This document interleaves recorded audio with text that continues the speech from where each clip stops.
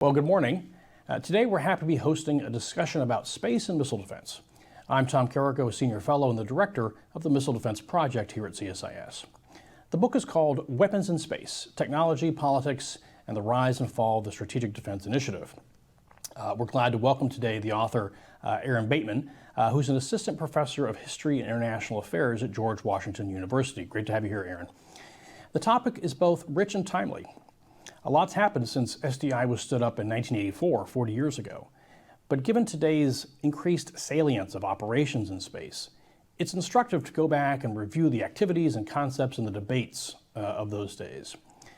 In the policy world, there's still a lot of thinking to be done about just what the implications are and what they will be for embracing space as a warfighting domain.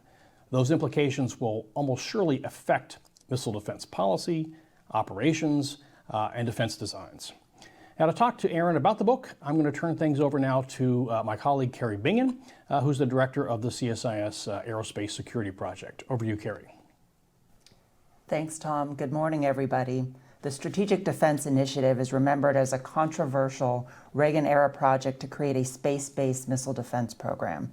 It had lasting technological, economic, political, and diplomatic effects, and even a bit of pop culture, affectionately called Star Wars by many. The themes, issues faced back then are just as relevant today. In many areas of this book, you could replace the 1970s and 1980s with today, or the Soviet Union with China. So I'm very pleased to welcome Dr. Aaron Bateman, Assistant Professor of History and International Affairs at the George Washington University, who also teaches space policy within the Space Policy Institute. He researches how science and technology have shaped foreign policy, nuclear strategy, alliance dynamics, and arms control, largely through the lens of the space age during the Cold War. So congratulations, Aaron, on your first book here, Weapons in Space. We are going to draw out some of the complexities and dilemmas of the Strategic Defense Initiative, space security and missile defense debates at the time, and bring that forward into the present day. There were many issues then that are still unresolved today. So for our audience here today, thank you for joining us. I'd encourage your questions. Please go to our event website. There is an Ask Questions button. Click on that button and I'll be able to get your questions here in real time. So Aaron, I'm going to start with the question of why. And you use a quote from your book here on page 82. You say, debates over SDI, the Strategic Defense Initiative, were more than technical and strategic exercises about deterrence and strategic stability. At a fundamental level, they were about what kind of place space would be in the near future. Would space weapons transform the heavens into a battlefield? Did increased militarization of the heavens portend a dark future for humanity's exploration of the cosmos? Depending on one's views of space, SDI could be either utopian or dystopian, end quote. So with that frame, please tell us, why did you write the book, and give us a few takeaways, and then we'll dive into the details. Yeah, well, first of all, thanks for having me. So I first became interested in SDI when I was stationed at the Pentagon, when I was in the Air Force, and I realized that even though SDI was a long time ago, it really still frames the way that people think about space security, both positively and negatively. And then when I was getting my PhD, what I realized is a lot's been written about SDI on a macro level and its role in the ending of the Cold War, but not really a lot about the relationship between SDI and broader transformations in the military use of space going on in the tail end of the Cold War. So there's really three reasons that I would highlight why I wrote the book. One is to really unpack this relationship between SDI and intensifying military space competition in the 70s and 80s. The second reason, which I think is particularly important for today, is why did space arms control negotiations fail? If we think about the end of the Cold War, oftentimes the arms control narrative is very positive. We get the INF Treaty, we get START, we get nuclear arms reductions, but the space arms control negotiations are not successful. So understanding why was that the case, what was SDI's role? And then the final thing that I would highlight is that SDI was an international program. We tend to think about it as an American program that was controversial between the US and the Soviet Union, but multiple foreign countries from NATO as well as Japan and Israel participated. So understanding why did these foreign partners get involved and what did that mean for alliance politics in this time period? Well, and you mentioned you had served in the Air Force and you're still a reservist as an Air Force intelligence officer, but in your academic and research role, you do a lot to draw on recently declassified documents about space and missile defense and national security. So what did you seek to find about space weapons and the Strategic Defense Initiative?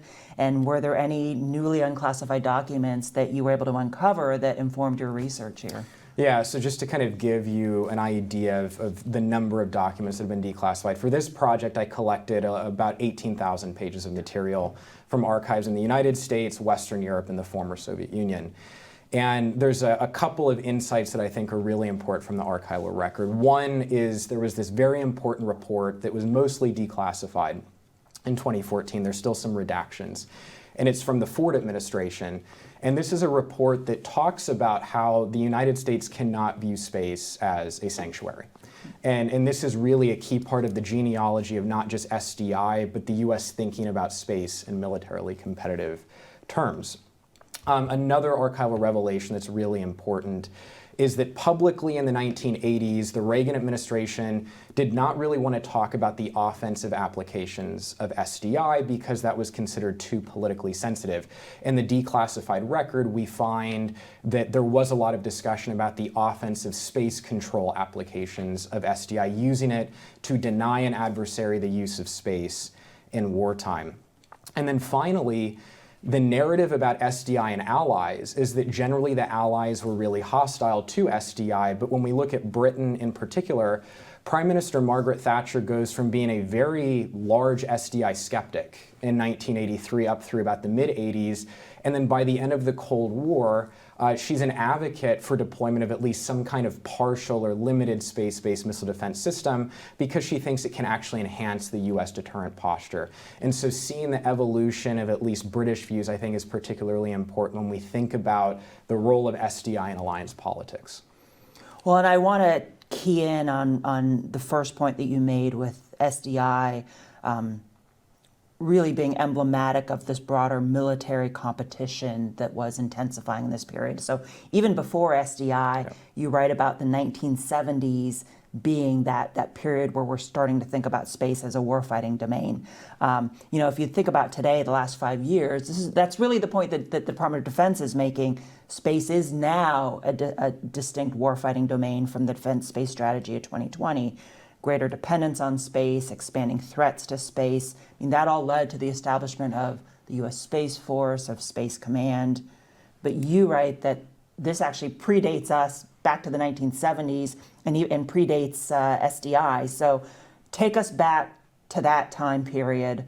What was driving the thinking at the time that space had become a warfighting domain? And as you write, that superpower conflict would extend into space. Right. Yeah. So in the 1970s, there's a transformation taking place in how the US and the Soviet Union are using space systems. And the key transformation is that both the US and the Soviets are starting to use space systems to support tactical military forces. So think delivering intelligence in near real time to military forces, using that data for precision targeting of adversary forces deep behind enemy lines. Also in the 1970s, the Soviets have an anti-satellite weapon system that's operational.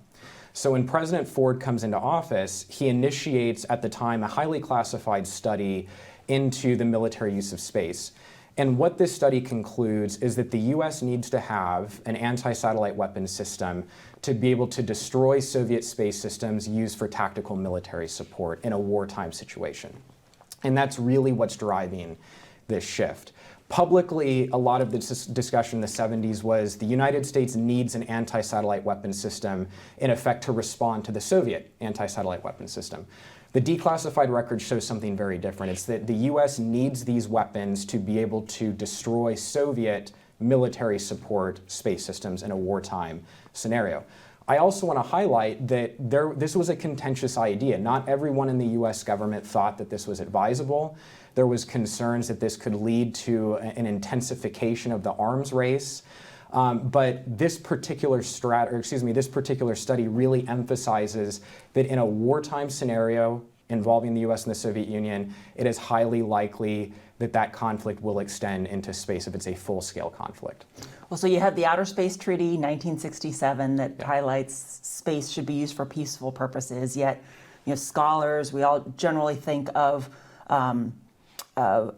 space. It's long been militarized, and that the term peaceful purpose does not necessarily mean non-military. Right.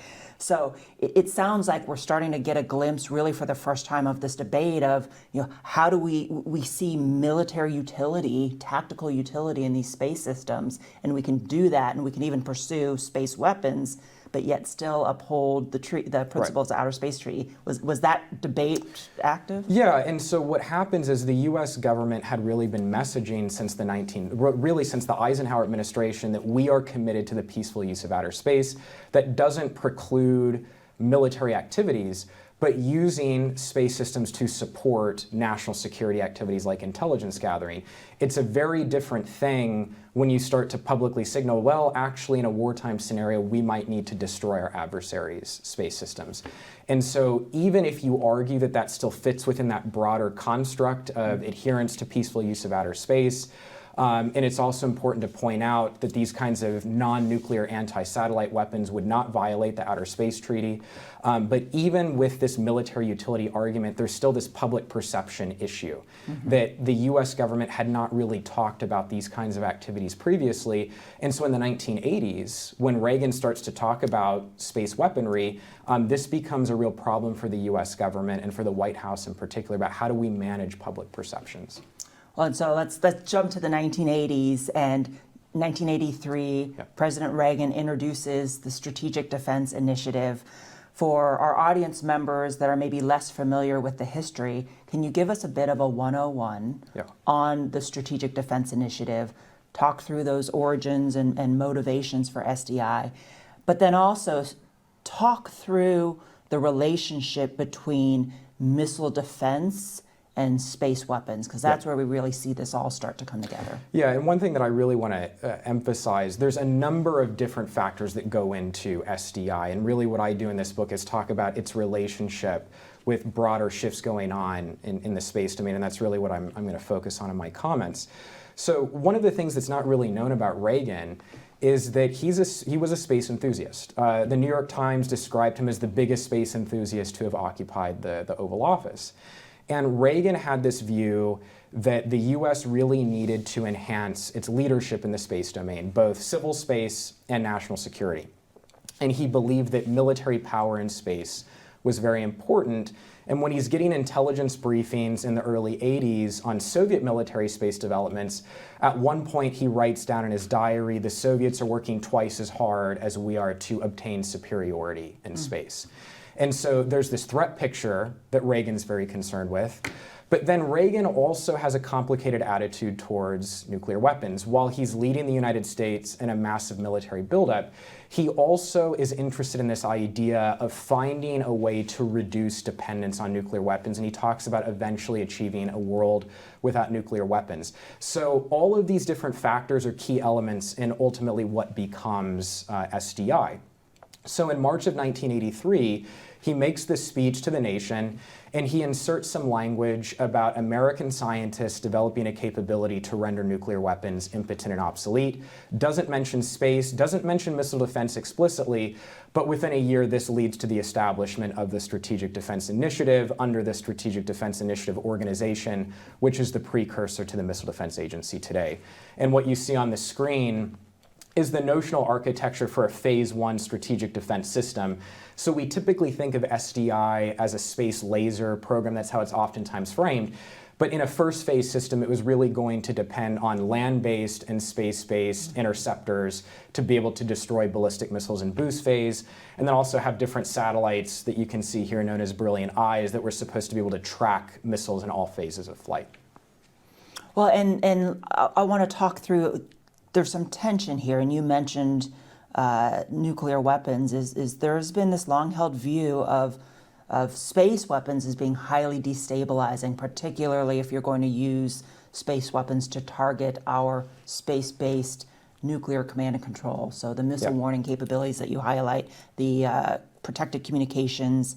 But you have this tension because some of those same systems have become incredibly useful at the tactical level for forces on the ground. So missile warning communications, GPS, ISR. So how are space weapons viewed then in the context of strategic stability and nuclear deterrence? Did it enhance nuclear deterrence? Did it undercut nuclear deterrence? And perhaps maybe any insights that you can share as we wrestle with some of these same issues today. Yeah, and I think, again, I really want to emphasize that there wasn't a consensus on these views. There were different views within the Reagan administration. There were different views in the legislature among U.S. allies. But what we do see is a core group of people, particularly in the Department of Defense, who are in effect saying, going back to the late 70s, the United States has a distinct advantage in space technologies. And we need to use these advantages to secure qualitative leads over the quantitatively superior Soviet armed forces. So using space technologies to enable things like precision strikes on the adversary. But there were certainly people who are making the argument that if we have any kind of space weaponry, it could lead to situations where you have nuclear command and control being targeted. You might have a situation which you say, well, I'm going to target that satellite because it's being used for tactical applications, but the boundary between what is a conventional satellite and a nuclear command and control satellite in some situations is a little bit blurrier than even some folks at the time permitted. So there's a lot of really complex issues at stake, especially in terms of conflict escalation. But the fundamental premise was the United States needed to be able to destroy Soviet space systems used particularly for tactical military applications in wartime. That was the idea. And a large part of this was missile defense. It was, let's not make ourselves vulnerable to nuclear attack by the Soviets. So another theme that comes out very clearly in your book is this linkage between missile defense and needing space to achieve that. So missile defense and space warfare. You write that the end of the Cold War saw unprecedented nuclear arms control agreements, but no space arms control. So there's a connection here as well between us pursuing missile defense capabilities and not wanting to constrain them with then perhaps our inability to then secure arms control agreements around them or even around space assets as well. So can you unpack that linkage a bit for us? Yeah, so this is a really important issue that persists all the way through the present time. So you have to separate Reagan's rhetoric about SDI from some of the policy realities. So Reagan would talk about SDI as a tool of peace. And at one point, the Soviets had tabled a proposal to have constraints on anti-satellite weapons. And the Soviets said, we need constraints on anti-satellite weapons to make progress in the broader arms control dialogue.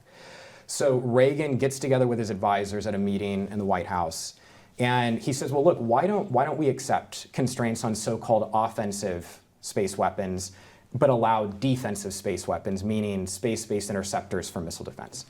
And his advisors, in effect, said, Mr. President, you can't do that because the technologies are one and the same. A missile defense interceptor could be used to destroy a satellite. And so Reagan would constantly try to separate, to divorce missile defense from offensive space capabilities, but you really, technologically, you can't do that. And that was a really persistent problem in the arms control negotiations that even key US allies were saying to the White House, just accept constraints on anti-satellite weapons. This is a good thing for everyone.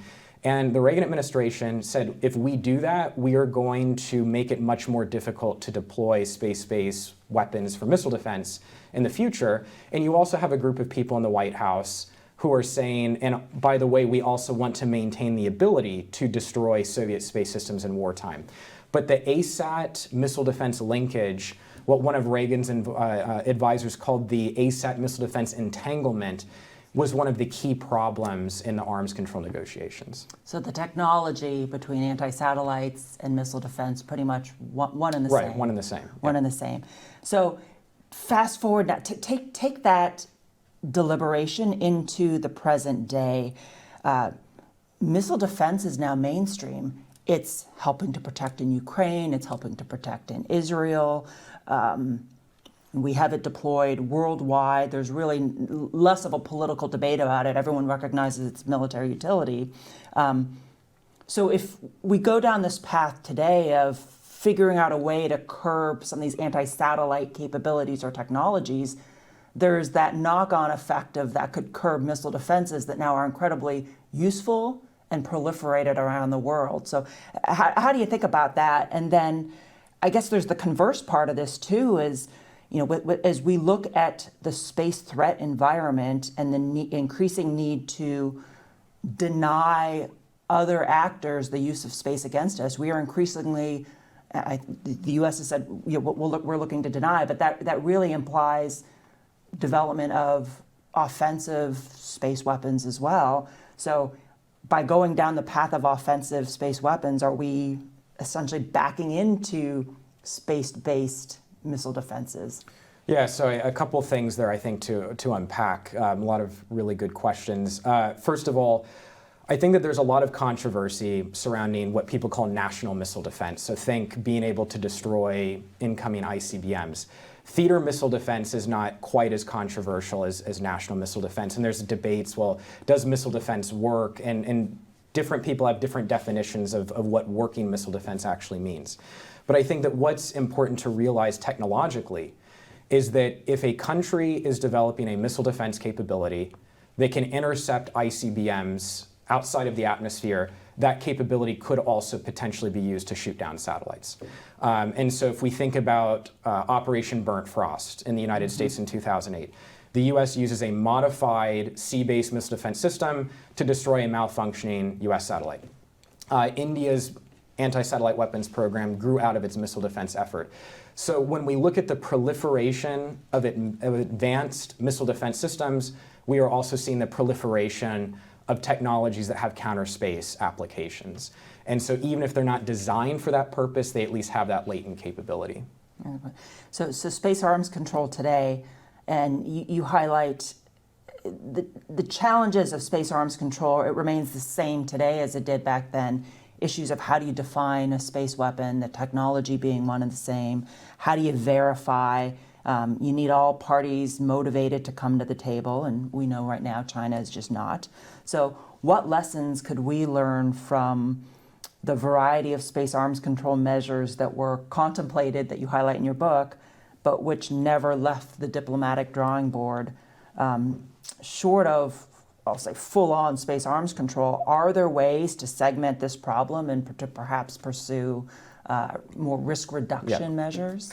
Yeah, so I don't think that the space arms control picture from the end of the Cold War is as dire as it might seem superficially, because you can actually see there were times where there was progress made in the negotiations, but the progress was made when the conversation shifted to how can we constrain behaviors rather than technologies. So if we think about today, it would be very difficult to get China, Russia, and the United States to agree to a comprehensive definition of what is a space weapon. It would be difficult to have a binding treaty because of the ASAT missile defense entanglement. But there are risk reduction measures that could be implemented. So, for example, having mechanisms to communicate behaviors that you perceive as provocative in space. Satellite from country A gets very close to satellite from country B that's used for nuclear command and control. And so you can implement certain procedures, certain policies to reduce risk without actually having a binding treaty. So even though from the 80s and into the early 90s, we don't have examples of binding treaties, we can at least see points in time where progress was being made when the conversation shifted towards concerning behaviors rather than technologies. And I think that's an important lesson for today as we think about risk reduction in space. Okay, I appreciate that discussion. I want to come back to technologies. In many respects, the technologies in the 1980s, they were ahead of their time. You mentioned that a lot of the key pieces that were needed at the time, it was hundreds or many small satellites, smaller components, lower cost of space launch, figuring out a way to fuse all this data and command and control across hundreds of satellites and whatnot. So there were studies then that said, hey, this technology not quite mature, a long way to go to be ready to be fieldable. But yet, fast forward to today, all of those pieces are being worked to some degree. So do we have SDI and those technology investments made at the time to thank for what's happening now by Space Development Agency, JADC2, what Missile Defense Agency is doing? Create that connection for us. Yeah, so the two big technological impediments for the first phase strategic defense system that was envisioned were cost of launch and command and control. That how do you integrate all these different capabilities together, and how do you get them into space cost effectively? Today, the cost of launch is much lower and command and control has improved. So what I would really stress is that the US, if it wanted to today, could deploy Brilliant Pebbles. It's not a question of technology, it's a policy question of, do you think that this is going to enhance the US deterrent posture? Do you think that it would deter certain adversaries from using nuclear weapons in certain scenarios? Those are fundamentally political and policy questions. They're not really questions of technology. So many of those technology barriers removed today, or are there still outstanding? Yeah, it would still be very difficult. There's a lot of complexity in having this number of systems in orbit, and having integration between land and space-based systems for missile defense purposes. It's certainly not devoid of technological challenges, but I think really it's more of a policy and political question of whether a policymaker, a group of policymakers thinks that this is advisable from a deterrence perspective, which is not really fundamentally a technological question. Okay, so let me ask you, is the time ripe now for revisiting space-based interceptors?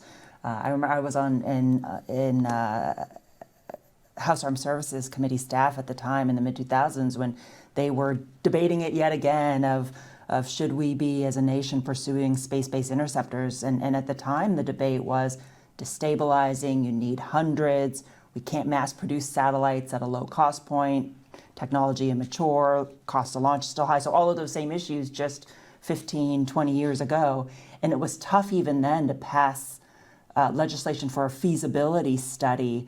But heck, I mean, look at what China's doing today. They've got the FOBs, the fractional orbital bombardment system. Now, this is a bit different than space-based interceptors, but the idea of putting a weapon on an orbiting object that can then intercept in space or actually attack targets on the ground, we're already there. So is the time now ripe to revisit this debate? Well, I think that there's bipartisan support for having sensors in space to be able to track missiles in all phases of flight.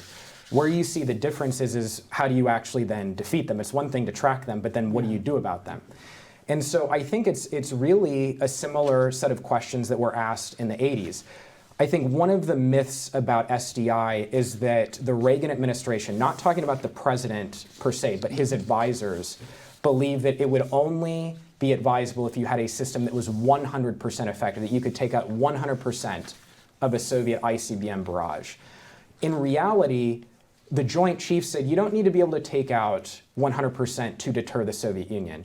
You need to be able to take out between 20 and 30% of an ICBM barrage to deter the Soviet Union. Whether that was accurate is a separate question. But my point here is that really the fundamental question is, do you think that having space-based interceptors is going to have deterrent value when dealing with Russia and China? And there's not really a simple and straightforward answer to that question. But it's not purely a technological one. And really the idea that you would have to have 100% effectiveness, that's not really what was at the center of the discussion in the 1980s, at least from the standpoint of the Department of Defense and the Reagan administration. You mentioned the UK earlier. Another theme that jumps out at me in this book is SDI and alliance dynamics.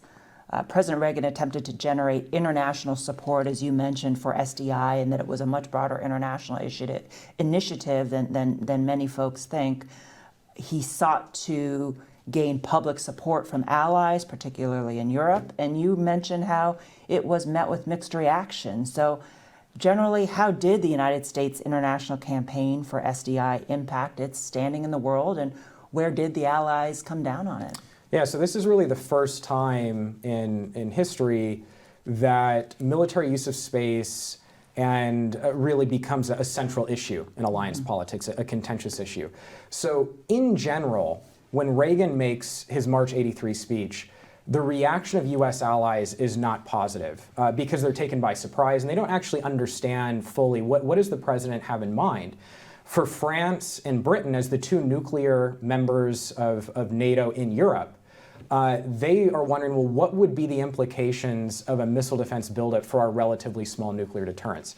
So fundamentally, for key allies, the question becomes, if this is going to happen, if the US is going to pursue this, how do we ensure that European equities are going to be protected? How do we ensure that there isn't a technology gap that develops between Europe and the United States? So there's this very delicate balance of US allies saying to the president, we don't like the rhetoric, we don't like the idea that SDI could lead to a world without nuclear weapons. We don't see that as feasible. Key allies really thought it was destabilizing, but at the same time, they wanted to benefit from the technological R&D that's going on. And so there really isn't a consensus view. If we look at Japan, very politically sensitive getting involved in a program that was viewed as destabilizing by a lot of folks both in Japan and more broadly in the Western Alliance. So there really wasn't just one view, but I think what's remarkable is despite the fact that you have a lot of political controversy, in the end a lot of key allies ultimately conclude we still need to be involved, if not just to get access to technologies that could be beneficial in other arenas. And I'm going to start integrating audience questions here. So along these same lines, Marissa Martin from King's College London, Freeman Air and Space Institute asks that Canada was invited to take part in SDI but declined. The UK was invited and accepted. Given that both of these states are middle powers, do you think this decision diversely impacted each of their alliances with the United States today in and around space? Yeah, so I think the answer to that question is that in the 1980s, Margaret Thatcher, Prime Minister of the UK, said, look, we have a special relationship with the United States in defense and intelligence matters. We need to leverage those pre-existing relationships to get privileged access to SDI technologies. So Canada not becoming a full-fledged participant in SDI, I don't think in any way, shape, or form negatively impacted US relations with Canada. I think the only thing that you see is from British participation in SDI, the British did indeed get access to certain elements of the program that other allies did not. And certainly in the context of the 80s, that was seen as beneficial for the UK Ministry of Defense to even just have a better idea of what are going to be the implications of these technologies, both from a space and missile defense perspective. So it's difficult to really highlight specific material benefits, but certainly within the context of that time, British officials did indeed believe that they benefited more from other allies, particularly because of that pre-existing so-called special relationship with the US. So how did we engage with China on SDI, and how do you think, looking back now, how has SDI shaped perhaps both China and Russia's thinking on their own space weapons development, the forward trajectory of space security, and really what do they assume about the United States given our past activities in SDI? Yeah, I think what's interesting is that in the contemporary Chinese and Russian literatures on space matters, SDI is one of the most cited and discussed issues. And I think that what you find both in a Chinese and Russian context is there is this anxiety that even though the US has pursued a missile defense architecture much smaller and more constrained than what Reagan had in mind, that the US could still revert back to a position in which it's pursuing space-based missile defense. And even though certainly on the Soviet side, there was widespread belief in the Soviet Ministry of Defense that the United States would never be able to produce a space-based missile defense architecture that could take out a really substantial number of Soviet ICBMs, the Soviets still worried about the implications for offensive space control, that the US could use these technologies to attack Soviet satellites in wartime. And there was still this concern on the part of certain Soviet officials that even if you can't take out 100% or 50%, you could still undermine the credibility of the Soviet deterrent, that you could still potentially take out a sizable minority of Soviet nuclear weapons in a full-scale nuclear conflict. And so there's still, I think, this anxiety today in Russia and in China, in certain components or certain elements of those defense communities, that if the US were to pursue this technology today, you could have some of those same problems, that it could still undermine at least a component of their strategic nuclear forces. And so I think the ghosts of SDI still very much haunt those discussions today in Beijing and Moscow on missile defense in space. Did SDI accelerate their own development of, well, did it further their development of their own nuclear capabilities, but also did it further their development of, say, space weapons? So I can't speak so much for the Chinese perspective, more so on the Russian side. I think that what we see is that some of the counterspace capabilities that have now become public in the post-Cold War era, from a programmatic perspective, are tied to research and development efforts in the 80s, late 80s, and moving into the early 90s, in which Soviet officials were saying, if the Americans do indeed produce space-based interceptors, how would we counter some of those capabilities? And so there is certainly a relationship between present Russian counterspace efforts and some of the concepts that were either envisioned in the 80s and also some of the R&D efforts that were actually going on. So you also write about just at that time period, we were still more dependent on space than the Soviet Union was, and frankly any other country at the time. That is even more so the case today, although you could argue that China is really increasing their reliance on space across the board as well. So how do you see this enduring asymmetric issue continuing to impact the strategic environment in space today? Where do you see those parallels? Yeah, so I think there's two key issues that really persist from the 80s, really the 70s, but all the way up through the end of the Cold War and then to today. And that is, how do you, if you're the United States, how do you make your space architecture more resilient and then also maintain a capability to interfere with your adversaries' space systems? So there's a lot of discussion today about proliferated satellite constellations. Brilliant Pebbles was in effect a proliferated satellite constellation that was never deployed. And the idea was, if we have all of these systems in orbit and we can replenish them cost effectively, then you create a deterrence by denial situation that it puts a cost-imposing weight on the adversary. They would have to produce so many anti-satellite weapons to take out your space-based architecture that it's really just not feasible to do that. So that's the resiliency piece. The interference piece is US saying we want to maintain the capability to interfere with Soviet space systems that are used for military support. Fast forward to today, Space Development Agency is pushing an architecture that is really much more resilient and in many ways resembles some of the ideas that were pushed by the Strategic Defense Initiative Organization in the 80s. And you have student Stephen F. send in a question, what is the relationship between SDI and the Space Force?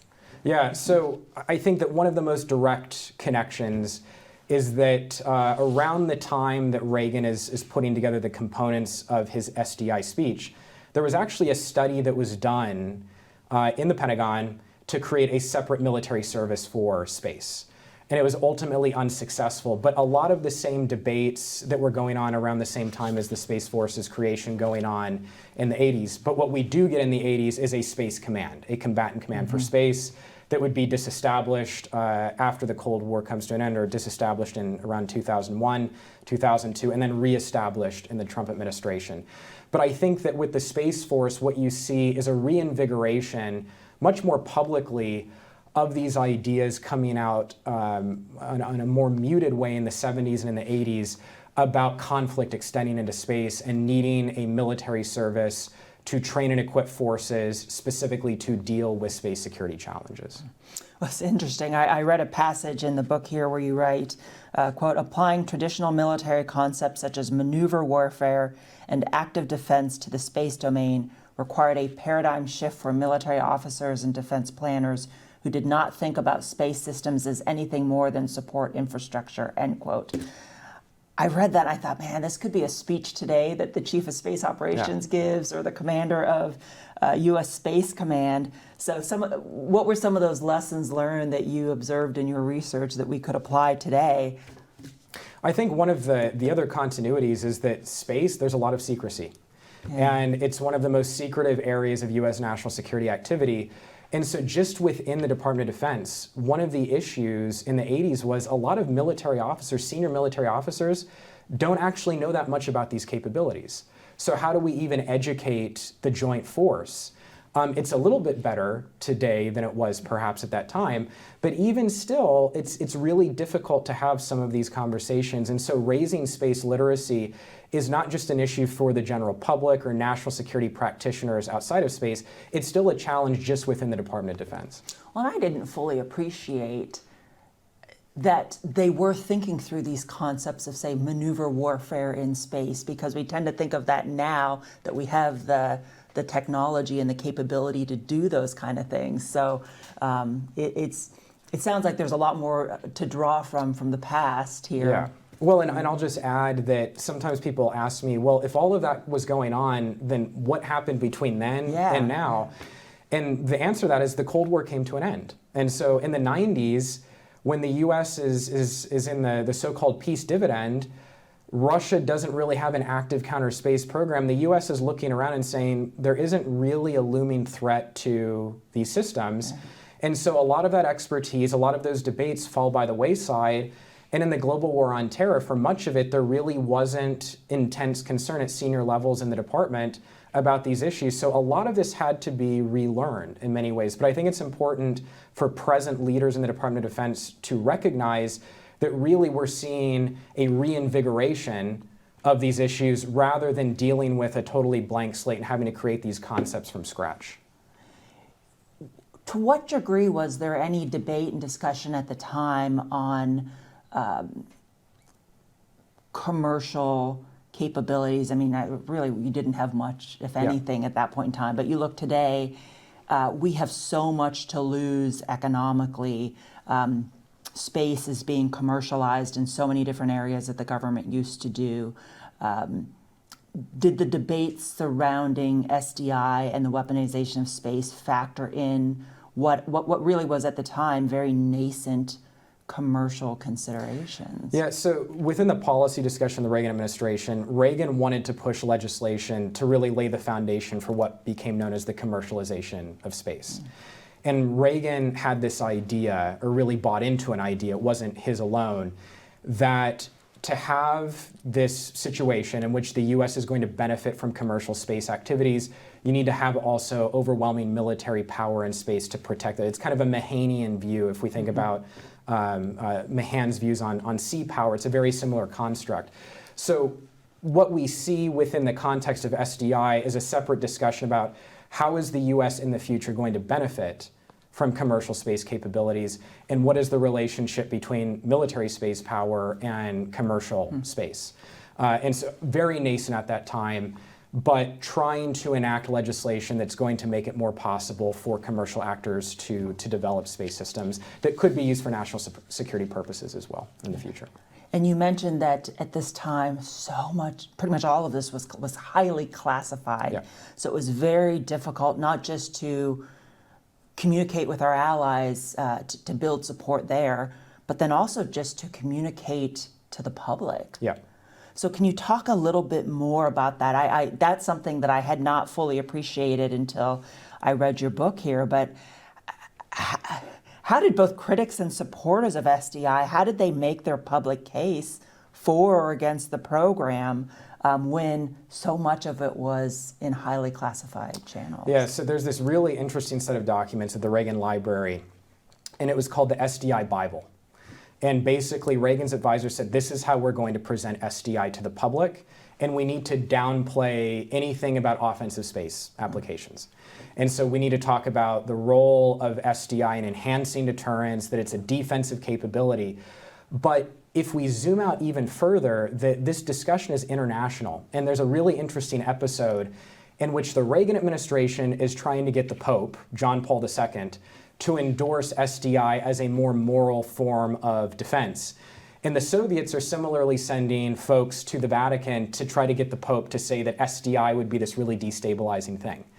Ultimately, John Paul II does not weigh in, But what it really underscores is how perceptions about whether SDI was stabilizing or not was not just a matter for domestic political consumption in the United States, but that debate was really international in the broadest sense of the word.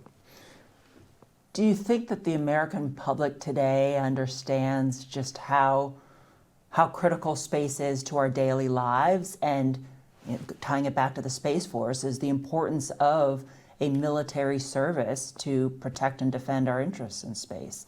Have we overcome that public narrative challenge? I think that it's certainly better today than it was even 5 years ago. But I think that it still is a challenge for people, even within national security circles, to really recognize the extent of that dependence and how space capabilities are so interwoven into the fabric of American and also allied national security activity. And I think part of the challenge is space is it's kind of an arcane domain. The terminology is really technical. And so how you take a lot of these complexities and how you communicate that in a way that is going to be understandable is really, really important, because in the end, space capabilities are really expensive, and you need to be able to justify that expenditure. And so this literacy issue really has important implications as we think about the future of the national security space architecture in the US. That's a good point. So there's another dimension in here on politics. Thinking about the start of the SDI program, what were the forces inside the Reagan administration driving SDI? Were there what were the key leaders in place at the time? What were the internal deliberations? What was the political aspect of SDI as it was stood up? Yeah, I think that what the story really underscores is the importance of presidential leadership for getting an initiative like this off the ground. So basically, when Reagan makes the decision to insert that language in that March '83 speech, he only told a very close-knit group of people. His national security advisor, for example, he did not tell the Secretary of Defense, did not tell the Secretary of State until immediately before the speech. And Reagan realized that because it was such a hot potato issue, that folks in the interagency were going to try to kill it. And ultimately they did. They did try to kill it. And so Reagan makes that speech, and then he says, we need to build momentum. And so he created an organization, the Strategic Defense Initiative Organization, run by an Air Force 3-star, but that 3-star direct reported to the Secretary of Defense to keep it above inter-service politics. In terms of the individuals, really, Secretary of Defense Caspar Weinberger was one of the key people who was an advocate, and he was one of the key people saying to the president, don't accept any constraints on military space capabilities. Secretary of State George Shultz, on the other hand, was saying we should consider some constraints. So there were these big fights in the interagency that had really significant implications, not just for SDI, but for the arms control dialogue and also for the boundaries of military space activities. But it was really Reagan's commitment to the program that was, I think, the key factor in shepherding it all the way through. Most of his advisors didn't share this kind of expansive vision that he had, but it was his commitment to that expansive vision that really kept the momentum going through the 80s and into the early 90s. His successor, George H.W. Bush, did not really share his vision, but nonetheless continued to pursue SDI in a more limited form. And it was ultimately President Bill Clinton that really downgraded the space component of that program. Well, so we talked about the start. Yep. Let's now talk about the fall. And a good friend of ours, Chris Shank from Sierra Nevada Corporation, asks, what is the fall of SDI? I'm going to jump to some points here. SDI was a stunning success as a policy tool in the 1980s, and with today's near-peer threat from China, many of those SDI technologies are just as applicable in defense of the Indo-Pacific. So was it really a fall, I guess? So what I generally say is that it's the fall of the expansive vision that Reagan had. We're going to have a full-up space-based missile defense layer. But SDI doesn't go away. SDI is downgraded. There is a focus on terrestrial interceptors, space sensors. So SDI doesn't disappear, but the end of the Cold War really takes away the most immediate rationale for the program, which is that the Soviets have a massive nuclear arsenal, And for SDI supporters, we need some way of being able to degrade Soviet nuclear capabilities in a wartime situation, and also need the ability to carry out offensive space control. With the end of the Cold War, it's just much more difficult to make those arguments. And so I think that that political shift is really even more consequential than some of the technological problems that the SDI program was experiencing in the early 90s with multiple test failures. So another question here from another friend of the program, Aidan Poling, who's at the Mitchell Institute for Aerospace Studies. Why do you think the concept of warfighting in space and counterspace is still viewed as different or particularly undesirable by some U.S. allies and policymakers? Is this a legacy of SDI? I think it's a legacy of really Cold War space politics, even predating SDI. That it's really the Kennedy administration implements a policy that was known as really the blackout. That we're not going to talk publicly about military space capabilities except in very specific circumstances. And we are certainly not going to talk about any kind of potential for offensive capability. And so when you, over a series of decades, really message that we're committed to peaceful use of outer space, we're going to make NASA the base of our space program, we're not going to talk about all of these national security space capabilities, it really creates a perception that there's really either no interest or no thought being given to the potential offensive applications of space technologies. And so those cultural dimensions still very much affect the discussions today, even among the transatlantic alliance, and certainly if we think about the US alliance with partners in the Indo-Pacific region, those perceptions are still very much there.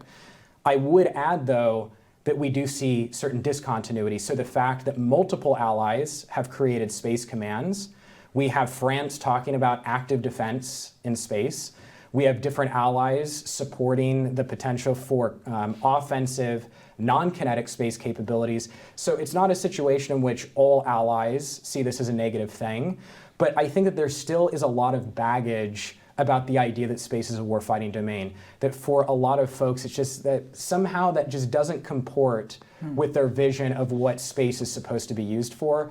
But I think that that perception is not really in line with the policy reality, especially in the US context. Well, I want to wrap up here, and this has been an incredibly rich discussion, and there is so much history that you've shared with us today, Aaron, so it's greatly appreciated. But I want to give you the last word here. You say in the book, quote, "The lack of consensus today concerning limits on space militarization is directly connected to issues left unresolved at the end of the Cold War," end quote. We've also talked quite a bit today about the continuity of the thinking at the time on the intensifying military competition in the 70s, leading into SDI in the 80s, and then how much of that framework of debate and deliberations really carries forward to and is applicable to today's warfighting environment in space. So I want to give you the last word here to cover any themes that we didn't talk about, as well as any additional wisdom that we can pull out of you today on what we really should be taking away from SDI as we tackle these space security dilemmas going forward, as we tackle how do we ensure the sustainability of space for all to operate in over the long term. I think one thing that I would really highlight that's a theme that was certainly contentious in the 80s and is present today is there is this tension when you talk about arms control between wanting to have total freedom of action in space and then to have limits on space activities. And so from the standpoint of the Reagan administration, the US had military advantages in space technologies, and that precluded accepting any kind of limits.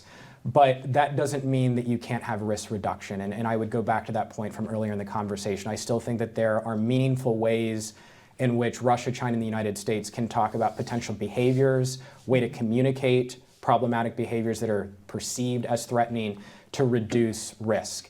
And so even though there is some tension between freedom of action and having positive norms of behavior that reduce risk, I still think that there are ways to harmonize both of those things that might seem like they're completely mutually exclusive. That tension is not going to go away, but I think that you can harmonize those two things. And I think if we look back to the lessons from this period, we can actually see some areas in which behaviors were indeed discussed that could lead to risk reduction. So I don't think that the picture is quite as negative as one might think at first glance. Okay, and end on what are you working on now? So my new book project looks at U.S. global command and control networks during the Cold War.